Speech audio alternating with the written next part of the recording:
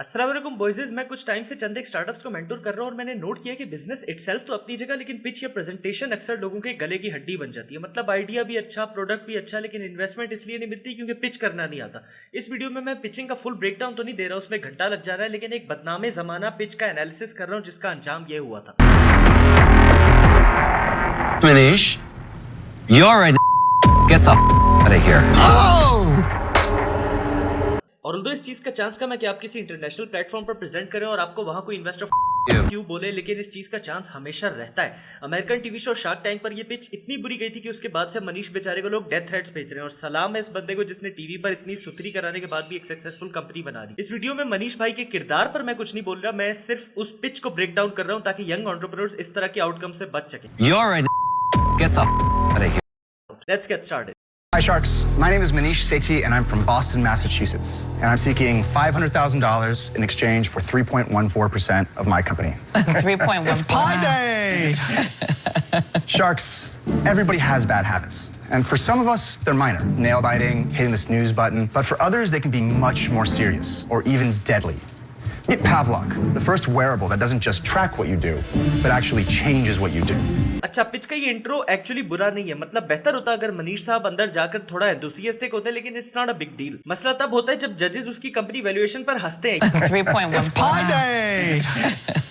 मनीष ने इस लेफ्टर को टोटली इग्नोर कर दिया, जो कि गुस्से में आने या अपने आप को डिफेंड करने से तो बेहतर है। लेकिन सबसे बेहतर ये होता कि आप इस लेफ्टर को एक्नॉलेज करें।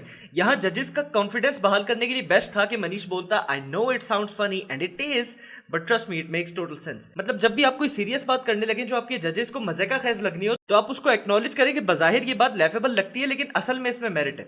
आगे बढ़ते हैं। Pavlok helps you become aware by alerting you when you do behaviors you'd like to reduce. Then simply press the button, and Pavlok releases a mild electric sensation that helps you reduce cravings. You can laugh, but it's actually something very serious. I am laughing. अच्छा, यहाँ ये फिर हुआ, लेकिन अब की बार जजेस company valuation पर नहीं प्रोडक्ट पर हंस रहे हैं। मनीष का प्रोडक्ट एक ब्रेसलेट है और ये पहनकर अगर आप कोई गलत आदत वाला काम करते हैं, मसलन स्नैकिंग, सोशल मीडिया वगैरह, तो ये आपको करंट लगाता है और इस तरह आपकी बुरी आदतें छूट जाती हैं। अब जिन जजेस को इसके बारे में नहीं पता, जाहिर है वो हंसेंगे, और मनीष ने उसका जवाब बहुत गलत तरीके से दिया, उनके स्केप्टिसिज्म के खिलाफ जाकर। You can laugh, but it's actually something very serious. I am laughing.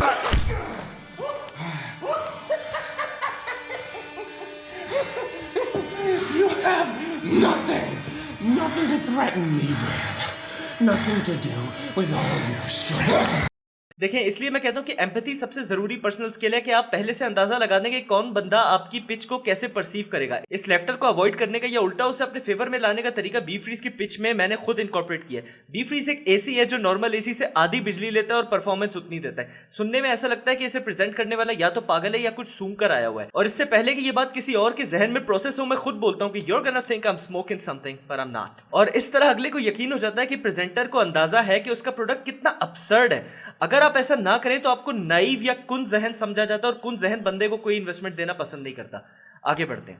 It releases a mild electric sensation that helps you reduce cravings and actually breaks bad habits in the brain. Pavlok harnesses scientific methods that have been researched for decades. But it's not just research. Since launch, our users have had incredible success in changing their behaviors. This is perfect, जबरदस्त। मनीष ने product को introduce कराते ही data की बात की, जिससे ये साबित होता है कि ये प्रोडक्ट चलता है। ये बहुत जरूरी है, सिर्फ बातों से काम नहीं चलता, आपको रिजल्ट्स दिखाने पड़ते हैं, और फौरन उसी वक्त दिखाने पड़ते हैं जब आपका अपसर्ड प्रोडक्ट इंट्रोड्यूस होता है। उसके बाद शुरू होता है क्वेश्चन आंसर सेशन, जो कि असल में पिच से भी ज्यादा जरूरी होता है। Q&A में मनीष ने अपना एक्सपीरियंस बताया कि मैंने प्रोडक्ट का आइडिया किस तरह उठाया, और टेक्नोलॉजी एक्सप्लेन की, जो कि एक्सप्लेन करते हुए इस बंदे की एनर्जी पिच के मुकाबले में 2 गुना ज्यादा थी। और इससे पता चलता है कि Manish is a typical engineer, इसे इंसानों से ज्यादा मशीनें पसंद है और ये मेंटालिटी इसके गले पड़ने वाली है। Let's see. In a study that we based our first experiment with, it was a aversive conditioning study that was done in 1988 with 832 subjects. So wait. Let's qualify. After 5 You days- said we based our first study on, right? Suggesting Sure. that you did the study, right? So I'll Did you? अच्छा, यहाँ basically mark Cuban का मसला ये है कि मनीष ने जो study coat किया वो एक्यूरेट है, लेकिन इससे ये पता नहीं चलता कि मनीष का प्रोडक्ट रिजल्ट्स डिलीवर करता है या नहीं। और इस स्टडी की वजह से मनीष ने पिच में जो रिजल्ट्स की बात की थी वो भी निगेट हो जाती। ये बिल्कुल ऐसा ही है जैसे मैं 1950 का एक पेपर उठा के लाऊं जिसमें कंक्लूड किया गया हो कि फलानी टेक्नोलॉजी से इतना फायदा होता है, फिर मैं उस टेक्नोलॉजी पर अपना प्रोडक्ट बनाऊं, लेकिन मैं अपने प्रोडक्ट की जगह उस रिसर्च पेपर के रिजल्ट्स कोट कर रहा हूं। अगला सोचेगा कि भाई क्यों, जब प्रोडक्ट है तो डायरेक्ट उसके रिजल्ट्स बता। एग्जैक्टली यही गलती बहुत सारे टेक स्टार्टअप्स करते हैं कि वो अपने प्रोडक्ट के रिजल्ट से ज्यादा दूसरों के एक्सपेरिमेंट एक्सपेरिमेंट्स को कोट कर रहे होते हैं या अपनी कैलकुलेशंस को कोट कर रहे होते हैं? That's the strongest Hang on. point here, Mark. is that this isn't based on anything that you've done. इससे होता यह है कि इन्वेस्टर समझते हैं कि आप उन्हें फुद्दू लगा रहे हैं क्योंकि प्रोडक्ट मौजूद होने के बावजूद उसके रिजल्ट्स ना देने का कोई जवाब नहीं बनता। और जब मनीष को डेटा ना होने पर मार्क क्यूबन ने कन्फ्रंट किया तो उसने एडमिट करने के बजाय अपनी वीकनेस को छुपाने की कोशिश की, जबकि गलतियों को एडमिट करने से आपकी क्रेडिबिलिटी बढ़ती है और उन्हें छुपाने से लोग आपकी नीयत पर शक करते हैं। और यहाँ एग्जैक्टली यही हो रहा है। तेरा मैं इंक्वायरी कराना, तेरा मैं हिसाब लाना, चेक करना मैं तुम्हें। इनफैक्ट पिचिंग में सच बोलना झूठ बोलने से ज्यादा फायदेमंद है क्योंकि जिन लोगों से आप झूठ बोल रहे हैं वो आपसे 10 हाथ आगे होते हैं। तो इससे लेसन ये मिलता है कि अगर कोई आपसे पूछे कि तुम्हारी टेक्नोलॉजी यूनिक है या नहीं, और अगर यूनिक नहीं है तो आप बताएं कि नहीं भाई, हमने कोई तीर नहीं मारा, एग्जिस्टिंग टेक्नोलॉजी से प्रोडक्ट बनाया। और अगर कोई पूछे कि फला फला तुम्हें कॉपी कर सकता है तो इसका अच्छा जवाब यह है कि हाँ भाई कर सकता है, और इसीलिए हमने स्ट्रेटेजिक एंट्री बैरियर्स लगाने हैं। मनीष को बोलना चाहिए था कि भाई मैंने अपने प्रोडक्ट के क्लिनिकल ट्रायल्स नहीं किए, लेकिन मेरे कस्टमर इस प्रोडक्ट से इतने सेटिस्फाइड हैं कि ये वर्ड ऑफ माउथ से बिक रहा है। और तुम्हारे जजेस पैनल में एक जज पहले से मेरे प्रोडक्ट का कस्टमर है और इसलिए मेरी पिच में उसे बैठने नहीं दिया गया, जो कि सही बात है। डेमन जॉन मनीष के ब्रेसलेट का यूजर है और शार्क टैंक का जज है, जो कि बायस खत्म करने के लिए उसे पिच में बिठाया नहीं गया था। तो भाई यूज कर इस बात को अपने फेवर में। एक पढ़े लिखे सक्सेसफुल इन्वेस्टर की अप्रूवल मार्क क्यूबन के शकू को शुभात खत्म कर देती है और उसे यकीन आ जाता कि अगर डेमन की प्रोडक्ट यूज करता है मतलब प्रोडक्ट काम करता है। दूसरा, मनीष ने यहाँ पर गलती ये की कि उसने कोल्ड रीडिंग नहीं की। कोल्ड रीडिंग का मतलब है कि अगला जो बात कर रहा है आप उसके असली मसले को टैकल करें। जब आपको कोई कहता है कि मैं बगैर रागले बोलूं या होर की हाल बोलूं तो वो बेसिकली आपकी रेस पूछ रहा होता है। इस तरह मार्क क्यूबन यहाँ पर पूछना ये चाह रहा था कि मैं इस प्रोडक्ट पर यकीन कैसे करूं, और मनीष भाई आए बाय शाये कर रहे थे।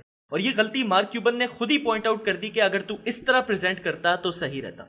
If you would have just said, you know what, this is a reminder, and everybody is different, so we have different ways to remind you, right? But you went so over the top with nonsense. It is everything but a legitimate product. And for those reasons, I'm out. लेकिन इस सबके बावजूद भी मनीष को Kevin से investment offer मिल गई और मनीष का जवाब ये था, I would take an offer from anybody besides Mr. Wonderful. ये बात इतने गलत तरीके से फ्रेज की गई कि जाहिर है आगे से जजेस तब गए और फिर ये हुआ। Manish, you're a get the out of here. और यहाँ से वापस आने के बाद मनीष को अपनी लुक भी चेंज करनी पड़ी क्योंकि ये बेचारा ये भी नहीं चाह रहा था कि लोग उसे पहचान पाए। It led to like a really big shift to the company. Like our score on Amazon dropped from 4.8 to 2.9. Our sales like tanked. All press is not always good press, and it's been something we've been fighting back ever since.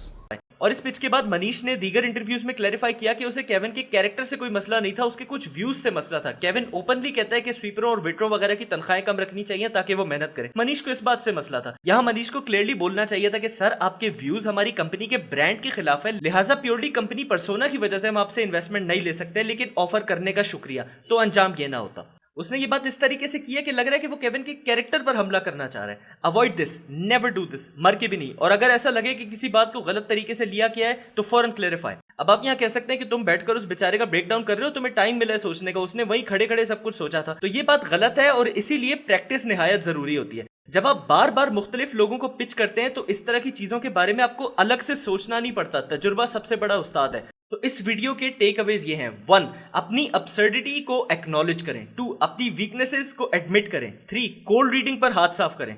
4, product का इस तरह proof ready रखें कि उसके बारे में शकू को शुबहात ना रहें। 5, लोगों की क्रिटिक को उनके किरदार से अलग रखें। यहां पर ज्यादा लोग वीडियो बंद कर सकते हैं क्योंकि आगे मैं कुछ दीनी बातें करने लगा हूं, तो उनके लिए अल्लाह हाफिज। अच्छा, मैंने कहा था कि सच बोलना झूठ बोलने से ज्यादा फायदेमंद होता है। ओए, अगर फायदेमंद ना होता फिर झूठ बोलते। इस वीडियो में जो गलतियां मैंने बताई हैं उनकी अक्सरियत आपके कैरेक्टर से रिलेटेड है। और मुसलमान का कैरेक्टर किस पर बेस्ड होता है? सुन्नत पर।